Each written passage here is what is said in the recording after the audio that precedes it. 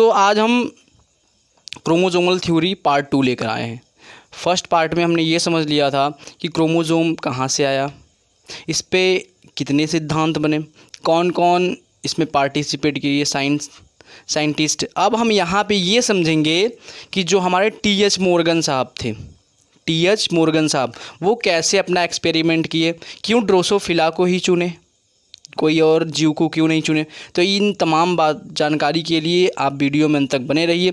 अभी तक आपने मेरे चैनल इमोशन वालों को सब्सक्राइब नहीं किया तो सब्सक्राइब कर लीजिए, लाइक कर दीजिए एंड शेयर ज़रूर करिए, ताकि ये वीडियो उन लोगों तक पहुँचे जो वास्तव में मतलब शिक्षित होना चाहते हैं या शिक्षा का महत्व समझते हैं। तो ध्यान दीजिए, फर्स्ट वाले वीडियो में मैंने क्या समझा था कि क्रोमोसोम कहाँ से आया, क्रोमोसोम कहाँ से आया, जीन की व्याख्या किसने की, फिर क्रोमोसोम की व्याख्या किसने की, फिर उसके बाद कैसी जनन कोशिकाएं यानी जर्म सेल बढ़ती है और बढ़ने के बाद 4 जर्म सेल क्या होती है, बनती है। ठीक है, तो देखिए क्रोमोसोमवाद पार्ट 2 अब हम इसमें समझते हैं। इसको मैंने अलग क्यों रखा, तो ध्यान दीजिए, अलग इसलिए रखा क्योंकि ये पार्ट महत्वपूर्ण है। एनसीईआरटी ने मतलब काफ़ी हद तक इस पार्ट को कवर करने की कोशिश की, लेकिन फिर भी उतनी अच्छी तरीके से एनसीईआरटी इसको कवर नहीं कर पाई है।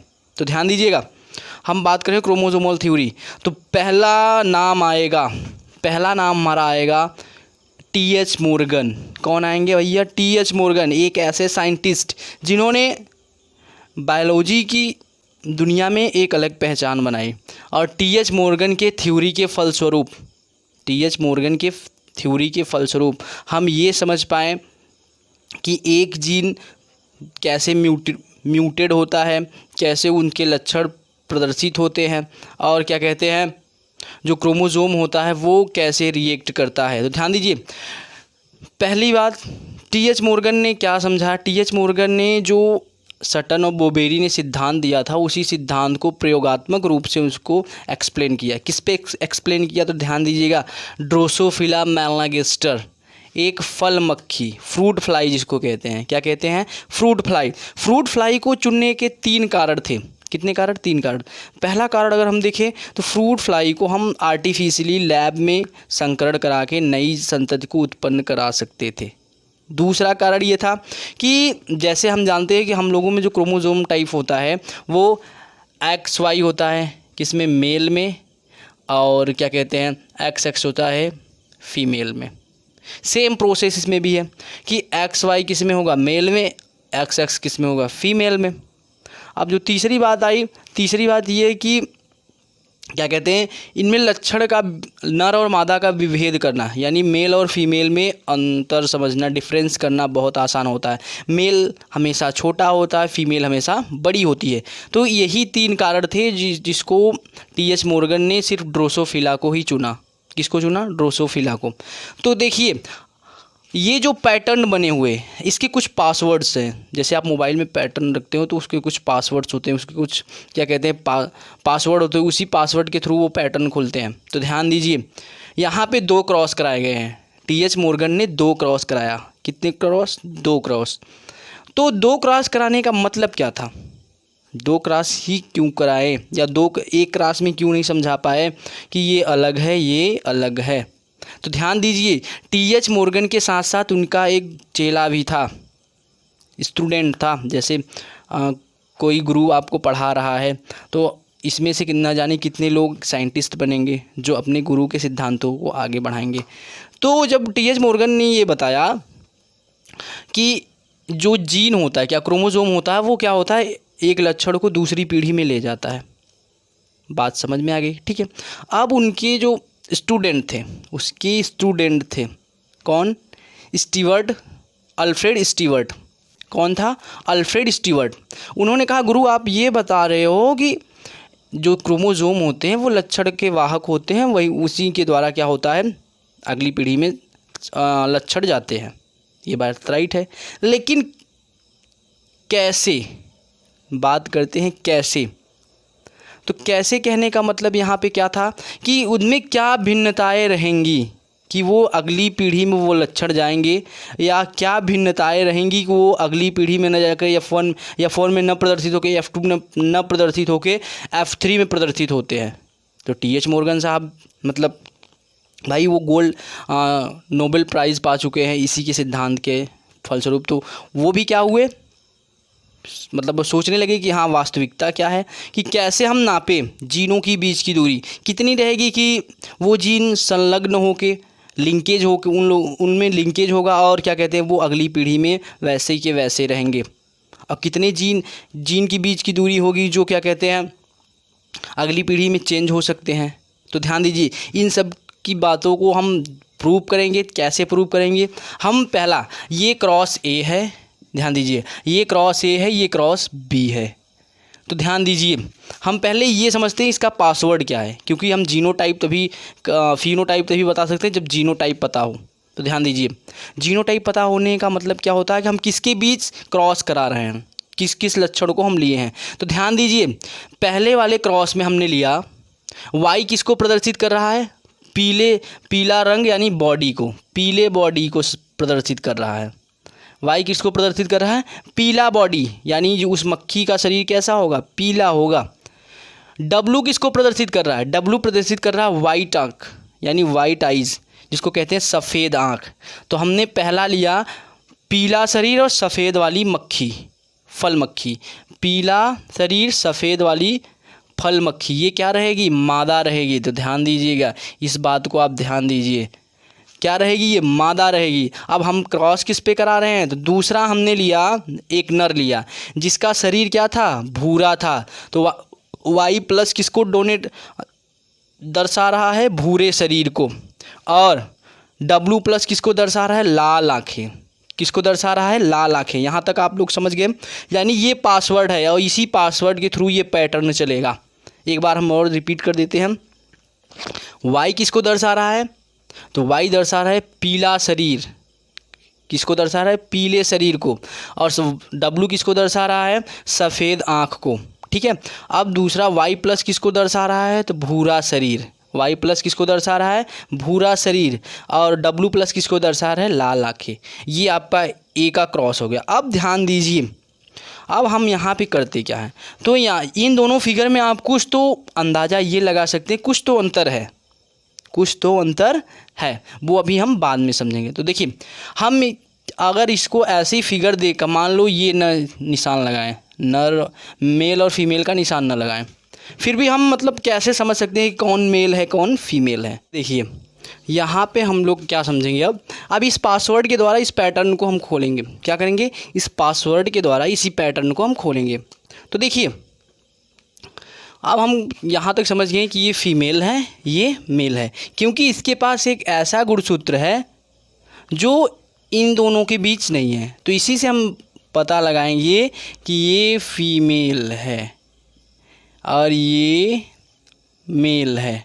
अब ध्यान दीजिए हमने क्या किया, इन दोनों में क्रॉस करा दिया। क्या किया, इन दोनों में क्रॉस करा दिया। और क्रॉस कराने का मतलब क्या निकला, तो ध्यान दीजिएगा जब इन दोनों में हम लोगों ने क्या किया, क्रॉस कराया यहाँ पे ऐसे, अब क्रॉस हो गया। तो क्रॉस होने के बाद क्या हुआ, आप ध्यान दीजिएगा, एक बात आप और समझ लीजिएगा, यहाँ पे ये नर जो है वो क्या है, वाइल्ड टाइप है। क्या है, वन्य प्रकार। और वन्य प्रकार हमेशा प्रभावी किस पे रहेगा, तो जो हम क्या कहते हैं कृत्रिम रूप से लैब में मधुमक्खी बनाए हैं उस पर। तो इस बात को ध्यान दीजिएगा, क्योंकि प्लस वहाँ पे मतलब इंडिकेट वहाँ उसको इंडिकेट करता है जो प्रभावी होता है, डोमिनेंस होता है, जो ये यहाँ पे नर क्या है, डोमिनेंस है। किसके ऊपर डोमिनेंस होगा, तो ये क्या कहते हैं आपका फल मक्खी के ऊपर, जो ये वन्य प्रकार, इसको हम लोग कहते हैं WT वाइल्ड टाइप। क्या कहते हैं इसको, वाइल्ड टाइप कहते हैं। और ये हमारा कृत्रिम रूप से लैब में बनाया गया हुआ फल मक्खी है। अब हम क्या करते हैं, इन दोनों में जब क्रॉस कराएं तो F1 पीढ़ी, पहली पीढ़ी में जो लक्षण निकल कर आए वो लक्षण ये दर्शा रहे थे। तो ध्यान दीजिएगा वाई प्लस और W प्लस। अब आप लोगों को मैंने बताया था मेंडल के जो लॉ ऑफ डोमिनेंस है, प्रभाविता के नियम में ये बताया था कि एक जीन दूसरे जीन के ऊपर कैसे प्रभावी होते हैं, या एक जीन जब दूसरे जीन के ऊपर प्रभावी होता है तो किसका लक्षण दिखता है, छोटे वाले जीन का यानी प्रभावी वाले जीन का, जो या अप्रभावी वाले जीन का। तो ध्यान दीजिए ये लक्षण जो दिखेगा यहाँ पे, ये लक्षण दिखेगा आपका प्रभावी वाले जीन का। किसके जीन का, जो इसके ऊपर डोमिनेंस है। तो ध्यान दीजिएगा, Y+ का मतलब क्या होता है, यहाँ पे हमने पासवर्ड बनाया था, Y+ का मतलब होता है भूरा शरीर। Y+ भूरा शरीर, प्लस क्यों लगा रहे हैं, क्योंकि ये डोमिनेंस है, प्रभावी है। किस पे प्रभावी है, तो YW पे। किस पे प्रभावी है, YW पे। तो ध्यान दीजिएगा, ये प्रभावी है तो फिनोटाइप हमारा क्या निकल कर आएगा, लक्षण क्या निकल कर आएंगे, लक्षण हमारा ये निकल कर आएगा कि ये दोनों क्या रहेंगे, फीमेल रहेंगे। क्या रहेंगे, फीमेल। तो ध्यान दीजिएगा, फीमेल हमारी कैसे होगी, उसका शरीर कैसा होगा, भूरा होगा। उसका शरीर कैसा होगा, भूरा होगा। आंखें कैसी होगी, लाल होगी। आंखें कैसी होगी, लाल होगी, क्योंकि जब हम यहाँ पे क्रॉस करा रहे थे तो इन दोनों का दोनों क्रोमोसोम क्या है, सेम है। अब चाहे हम ये वाला क्रोमोसोम इसके साथ करा दें या ये वाला इसके साथ करा दें, चाहे हम इसको ले लें और चाहे हम ऐसे ले लें, बात दोनों सेम है, क्योंकि दोनों क्रोमोसोम सेम है, दोनों पे क्या है, जीन सेम है। तो जीन जब सेम रहेंगे तो चाहे हम ऐसे क्रॉस करा दें चाहे ऐसे क्रॉस करा दें, ठीक है। अब इन दोनों मान लेते हैं हम ऐसे क्रॉस कराते हैं, इन दोनों का क्रॉस हो गया तो एक जीन, एक यहाँ बचा X, एक Y यहाँ। अब एक X यहाँ पे लिख दिए, एक Y यहाँ। तो ध्यान दीजिए इसका प्रकार कैसा होगा, तो ये बनेगी मादा। क्या बनेगी, मादा। ये बनेगा नर, ये बनेगा नर।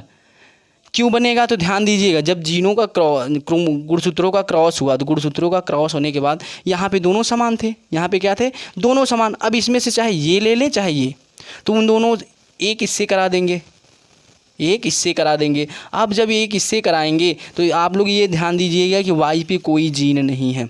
Y किसको प्रदर्शित कर रहा है, Y पे किसी प्रकार का कोई जीन नहीं है, इसीलिए हम जब भी कराएंगे तो X के साथ कराएंगे, और बाकी जो भी X बचेगा उसको हम Y के साथ लिख देते हैं। तो यहाँ पे देखिएगा कि यहाँ पे जो लक्षण निकल कर आया, लक्षण ये निकल कर आया कि जो मादा रहेगी उसकी आंखें कैसी होगी, तो उसकी आंखें लाल होंगी। शरीर कैसा होगा, भूरा होगा, क्योंकि हमने पासवर्ड में यहाँ लिखा हुआ है कि Y+ किसको दर्शा रहा है, Y+ दर्शा रहा है भूरे शरीर को, और YW+ किसको दर्शा रहा है, लाल आंखें। कौन सी आंखें, लाल आंखें। तो ये क्या हो गए, वाइल्ड टाइप है। ध्यान दीजिएगा, वाइल्ड टाइप हमेशा प्रभावी रहेगा। किस पे प्रभावी रहेगा, जो कृत्रिम रूप से लैब में बनाई गई मधुमक्खी है उससे।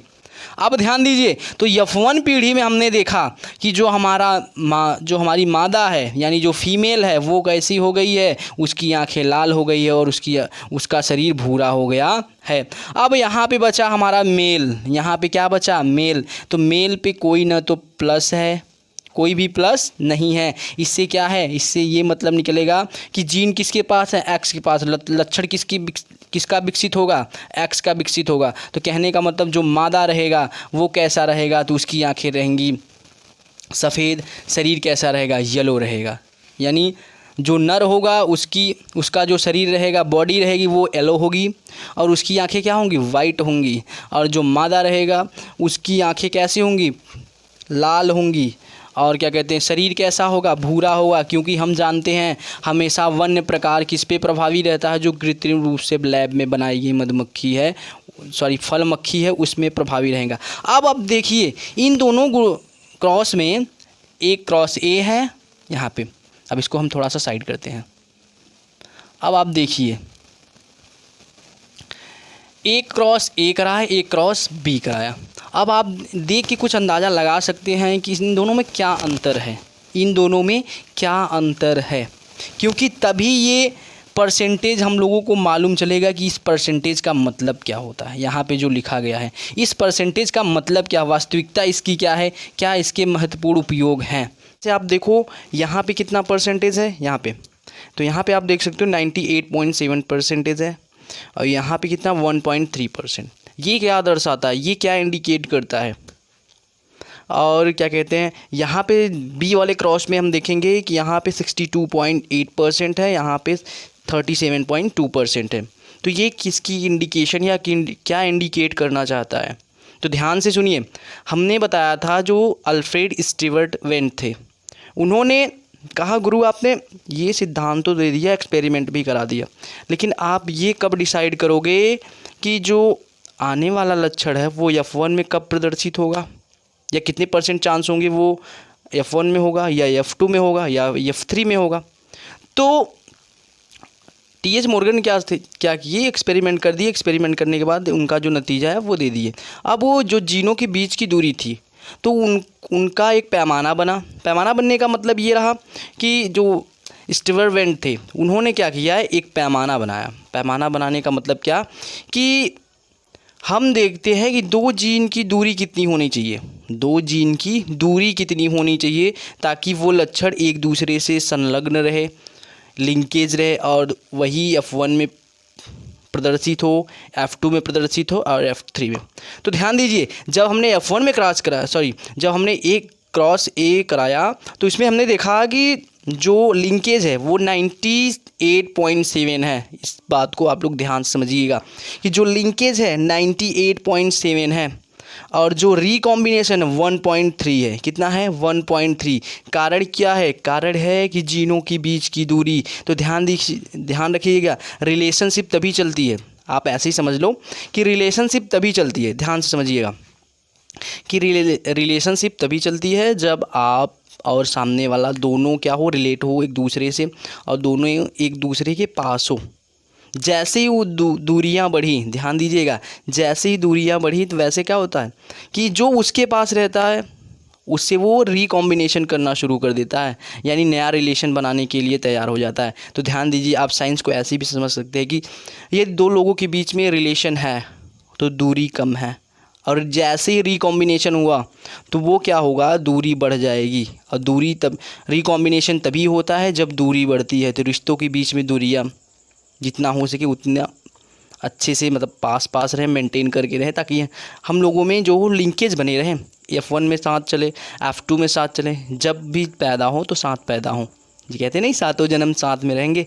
तो यही कहानी है इसमें कि इसमें ये बताया जा रहा है क्रॉस ए में कि जो लिंकेज का परसेंट है वो 98.7% है और जो रिकॉम्बिनेशन है 1.3% है। कारण क्या है, दो जीन के बीच की डिस्टेंस।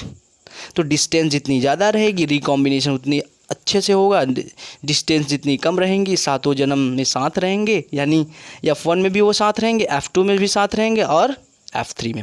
अब ध्यान दीजिए, जो B वाला क्रॉस है यहाँ पे आप देख सकते हो परसेंटेज कितना है, 62.8% लिंकेज का है। यहाँ पे मैं लिख दे रहा हूँ लिंकेज, ध्यान दीजिए, ये किसका है, लिंकेज का है, और ये किसका है, रिकॉम्बिनेशन। तो आप इन दोनों में से अंदाज़ा लगा सकते हैं कि बाबू ये रिकॉम्बिनेशन परसेंटेज कितना बढ़ा, तो लगभग 35% बढ़ा।